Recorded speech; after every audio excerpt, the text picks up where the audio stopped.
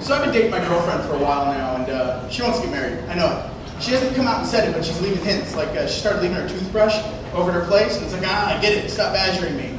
And I want to tell her, just take your toothbrush and your commitments and get out. It's not that easy. Because she swallows, guys, and I'm not such a monster that I'm going to deny a girl a toothbrush after she's just gotten done consuming my seed, you know? But it's difficult because on the one hand, you guys, like, I'm afraid of marriage, but I love mouth sex, and she can't use my toothbrush. I know that much. You know what I mean? All right. Okay, so speaking of my girlfriend, I was having sex with her the other day when my brother walked into the room, and you know, nothing ruins the simulated rape quite like your brother walking in. It's like, oh, hold on. I mean, you try and get back into that mindset, but you just can't do it. You know, the mindset of a rapist. And like I tried to choke her again, but my heart just wasn't in it. You know. Pandas, ladies and gentlemen.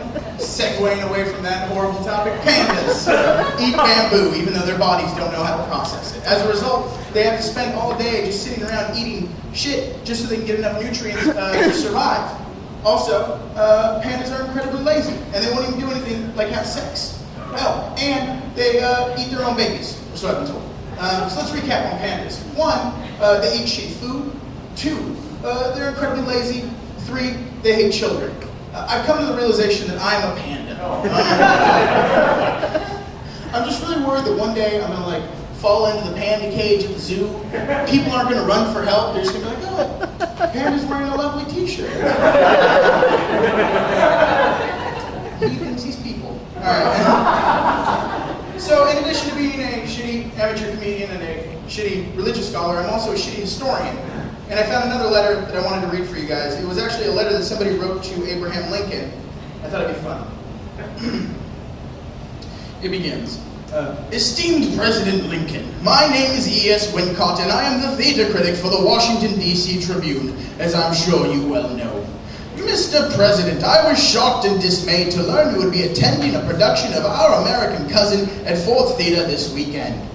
I had the immense displeasure of viewing this calamity of a production not a fortnight ago, and the headache it caused me could not have been worse had somebody shot me in the back of the head with a pistol at close range.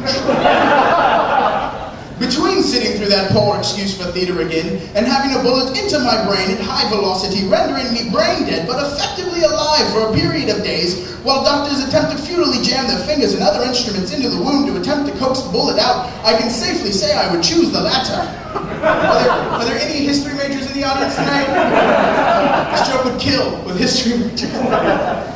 Not a single performer you see on that stage would be capable of holding the codpiece of the D.C. area's greatest thespian. I speak, of course, of Mr. Jonathan Wilkes Booth. Such an explosive caliber of actor you shall never see again in all your life. Night after night, Booth slays the audiences, from those in the cheap seats to those in the individual reserved box stage left. The choice is yours, Mr. President. You can choose to embrace a true thespian, or you can turn your back on John Wilkes Booth at your own peril. Sincerely, E.S. Wincott, theater critic and president of the John Wilkes Booth fan club.